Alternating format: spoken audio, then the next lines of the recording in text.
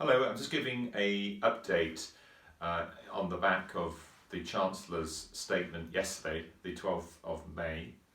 And the key thing is that the employee furloughed scheme has been extended by 4 months. So this will now run until the 31st of October 2020.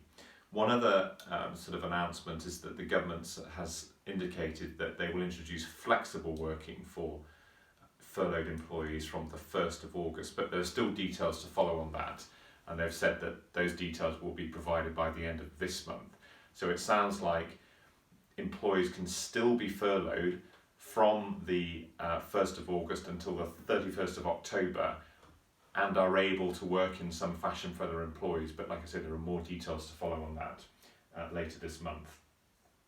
Just a quick point to add on the furlough scheme, just to remind us that directors do qualify, so you can be a director and the only employee of your company, and you can still be furloughed, but that means that you can't do any work, or the only work that you could do would be admin tasks such as bookkeeping.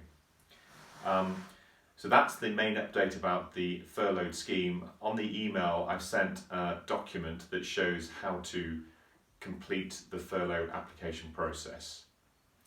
The other point, this came out a little while ago, is the business bounce back loan scheme.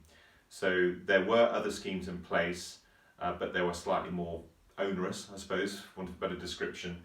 But this is more generous. The loan is between £2,000 and £50,000. And perhaps one key aspect of it is that there's no personal guarantee. So you're not required to sort of put any personal assets on the line.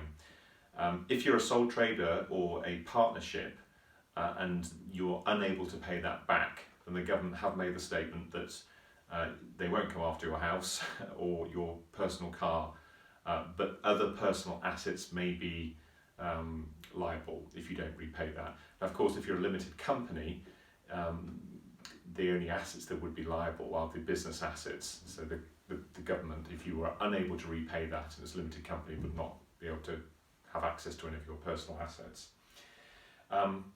In terms of how you use that cash, the government has said that cash is for business purposes and it's not to fund personal lifestyle or not to fund personal income. Now, for a sole trader, any money that the business has, the sole trader and the business are one and the same thing, so you could really just take that money and there'd be no tax implications. It's a bit different for a company.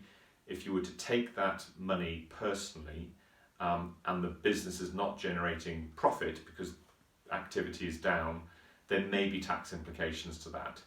So if that was all taken as a director's loan, that would trigger at some point, if it's not repaid, a tax bill of 32.5% on the balance of the loan that's not been paid. So that's a bit more complicated. You'd need to speak to an advisor about that. So that's the key update really on the back of the announcement yesterday. Thank you.